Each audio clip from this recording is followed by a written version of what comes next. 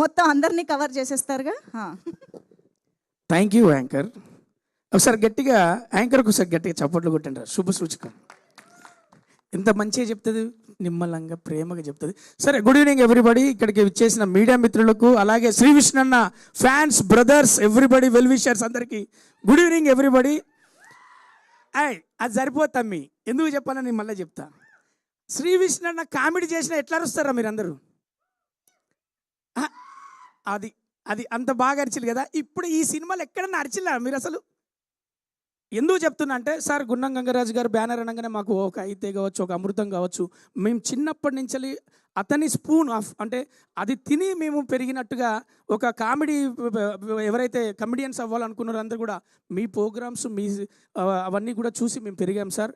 అలాంటి బ్యానర్లో మరి లైట్ బాక్స్ కావచ్చు, అలాగే పిక్చర్ పర్ఫెక్ట్ అనే బ్యానర్లో సందీప్ గారు, కిరణ్ గారు కావచ్చు, రమ్య గారు కావచ్చు, సెట్లో ఏ రోజు ప్రొడ్యూసర్గా లేరు. వాళ్ళు ఫ్రెండ్లు లెక్క హాయ్ అంటారు.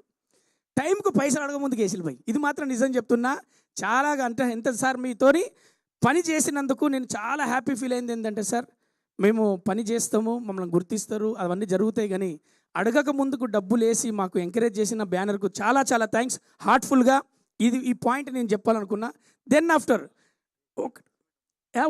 ఉంటుందన్నా, కానీ మనస్ఫూర్తిగా చెప్పాలన్నా వద్దా తమ్మి? అన్నీ చెప్పాలన్నా వద్దా? హీరో గారి గురించి కూడా. తర్వాత హుస్సేన్ షా కిరణ్ అనగానే ఆ పేరు గుర్తుండడానికి నాకు చాలా రోజులు పట్టింది. ఫస్ట్ రోజు పిలిచి ఏమన్నారంటే, రవి నీ బాడీ లాంగ్వేజ్ తెలుసు, నీ గొంతు నాకు తెలుసు, అవి రెండు కాకుండా నువ్వు మాత్రం నాకు కావాలి, ఒక మంచి బాడీ లాంగ్వేజ్ సెటిల్గా చేయించుకుంటా అని చెప్పిండు. సార్ మీరు అన్నట్టుగా ఒక మంచి పాత్ర ఇచ్చిళ్ళు, మంచి సినిమాలో చేశాం. శ్రీ విష్ణు అన్నకు ఓం బింబుష్ మీరు ఇంతకుముందు చూశారు, అందులో నేను రచ్చ చేసిన ఈ సినిమాలో శ్రీ విష్ణు అన్న ఒక్కసారి మనస్ఫూర్తిగా మా టాలీవుడ్ తరఫున మీకు ఒకసారి సెకండ్ ఇస్తున్నాను. ఎందుకంటే కాంట్రిబ్యూషన్ ఏ సినిమా హీరోలు ఎందుకు హీరోలు అవుతారంటే, డైరెక్ట్లీ ఒక 300 కుటుంబాలు, ఇండైరెక్ట్లీ 3000 కుటుంబాలకు బ్రెడ్ అండ్ బటర్గా వాళ్ళ జీవితాలు నడుస్తూ ఉంటాయి. కాబట్టి ఎప్పుడు హీరోలను మేము గౌరవిస్తాం. ఎందుకంటే శ్రీ విష్ణు అన్న ఏదైనా చేసి ఆడియన్స్కు ఫన్ క్రియేట్ చేద్దాం, ఎంటర్టైన్మెంట్ ఇద్దామని మీరు అన్ని సినిమాలు చూస్తుంటారు. మన అందరం కూడా మలయాళ సినిమాలు చూసి అరే బాగున్నదిరా, చూసిండ్రా అని మీరు అందరు చెప్తుంటారు కదా.